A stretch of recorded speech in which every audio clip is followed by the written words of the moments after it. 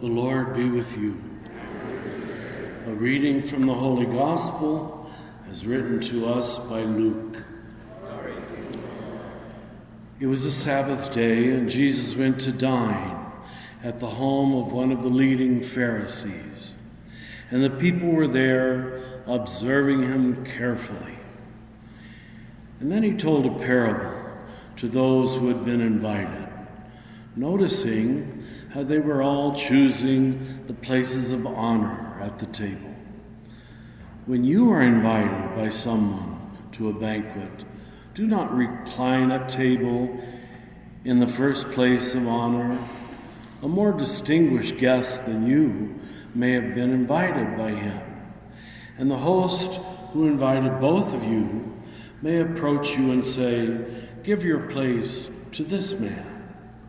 And then you would proceed with embarrassment to take the lowest place. Rather, when you are invited, go and take the lowest place, so that when the host comes to you, he may say, "My friend, move up to a higher place." Then you will enjoy the esteem of your companions at the table. Everyone who exalts himself will be humbled, but the one who humbles himself will be exalted. And then he said to the host who invited him, "When you hold a lunch or dinner, do not invite your friends or your brothers or your relatives or your wealthy neighbors, in case they might invite you back, and you will have your repayment." Well, that doesn't make a bit of sense. Rather, when you hold a banquet, invite the poor, the crippled, the lame, the blind, and blessed indeed will you be because of their inability to repay you. You will be repaid at the resurrection of the righteous. This is good news from the Lord.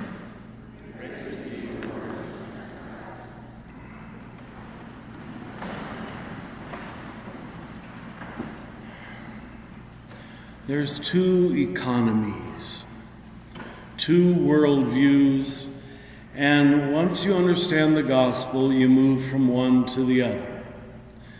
If we observe our general political, economic patterns, it's pretty clear that most Christians have not made the change. The first one we call capitalism. I'm not going to say it's wrong. It does many goods.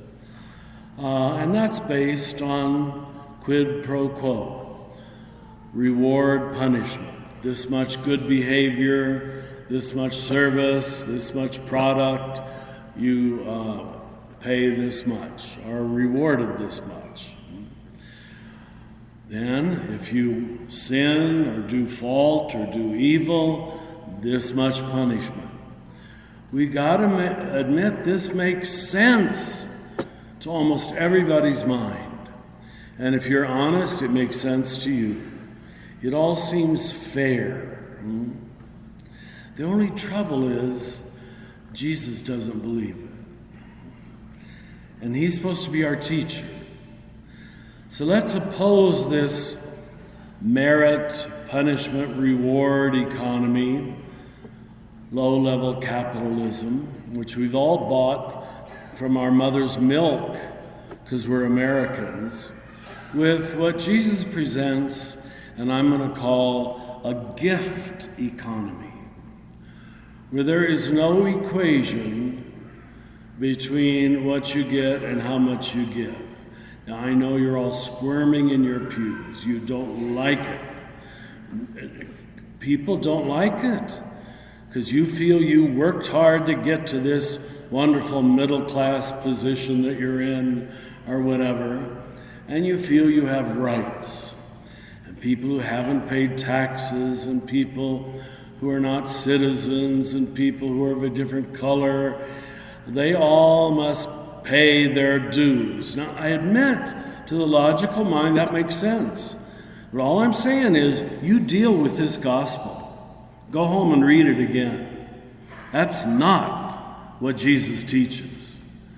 Now, the only way you can do the great turnaround and understand this is if you've lived under the experience of being given to without earning. Forgiveness, it's called. Unconditional love, it's called. Mercy, it's called.